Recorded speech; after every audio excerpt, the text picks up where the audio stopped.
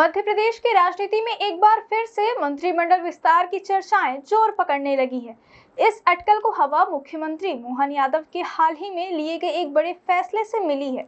दरअसल सीएम ने तय किया था कि वे मंत्रियों और विधायकों के साथ 1-to-1 चर्चा करेंगे। इस पहल ने राजनीतिक गलियारों में हलचल बढ़ा दी है, क्योंकि इसे सीधे तौर पर मंत्रिमंडल विस्तार की तैयारी से जोड़कर देखा जा रहा है। राजनीतिक सूत्र मान रहे हैं कि मुख्यमंत्री पिछले 20 महीनों में मंत्रियों और विधायकों के प्रदर्शन का विस्तृत मूल्यांकन करेंगे। इस रिपोर्ट कार्ड के आधार पर यह भी तय हो सकता है कि किन चेहरों को मंत्रिमंडल में जगह मिलेगी और किन की विदाई होगी। खास बात यह है कि फिलहाल मोहन यादव मंत्रिपरिषद में कुछ पद खाली पड़े हैं और इन्हें भरने की चर्चा लंबे समय से चल रही है। ऐसे में अब जब जवाबदेही और कामकाज की कसौटी पर मंत्री और विधायक खरे उतरने की परीक्षा देंगे तो संभावनाएं और प्रबल हो गई हैं। सीएम ने संकेत दिया कि इस बार रिपोर्ट कार्ड लेवल औपचारिकता नहीं होगी, बल्कि हर मंत्री और विधायक के कार्य का गहन मूल्यांकन किया जाएगा। इसमें विभागीय कामकाज, विकास परियोजनाओं की प्रगति, जन सेवा, लोक कल्याण योजनाओं का असर और विधानसभा क्षेत्र में हुए विकास कार्यों का पूरा लेखा जोखा शामिल होगा। वहीं विधायकों के लिए यह परीक्षा आसान नहीं होगी। उनके क्षेत्रीय रिपोर्ट कार्ड को भी परखा जाएगा, ताकि यह पता चल सके कि वे जनता के बीच किस हद तक सक्रिय और प्रभावी रहे हैं।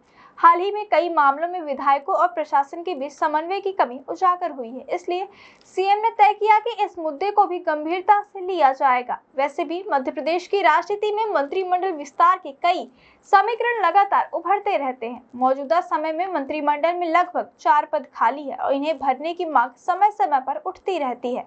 राजनीतिक जानकारों का कहना है कि अगर किसी मंत्री का प्रदर्शन कमजोर पाया गया तो उसका भविष्य संकट में पड़ सकता है।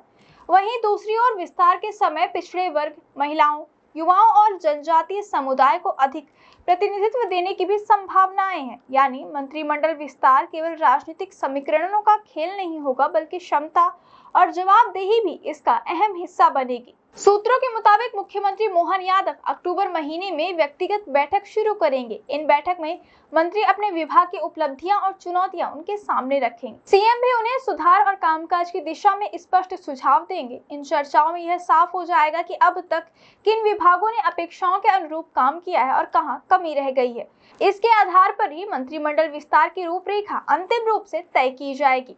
मोहन यादव पहले ही स्पष्ट कर चुके हैं कि अब कामकाज पर सख्ती होगी। जिन्होंने अपने क्षेत्र या विभाग में संतोषजनक कार्य नहीं किया, उन्हें चेतावनी का सामना करना पड़ सकता है। वहीं जो मंत्री और विधायक अच्छा काम कर रहे हैं, उनके लिए आगे और अवसर खुल सकते हैं। हालांकि अभी तक इस पर कोई आधिकारिक घोषणा नहीं हुई है, इसलिए इसे लेकर कयासों का दौर जरूर जारी है। लेकिन राजनीतिक गलियारों में यह चर्चा तेज है कि मध्य प्रदेश में बहुत जल्द मंत्रिमंडल विस्तार की तस्वीर साफ हो सकती है।